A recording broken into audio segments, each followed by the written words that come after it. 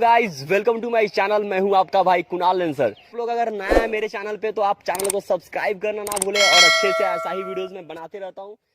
हमर जाता रे होके बिया हवा हो डेली हे मजा अपना राजा संगे हम तोरा सखी संगे जीले हवा का कहला तो तोरा कोइला के काम में सुदू सनम दूगो बियर मंगा के पीले हवा तोरा कोइला के काम में सुदू सनम दूगो बियर मंगा के पीले हवा सरस सरक जाता सरिया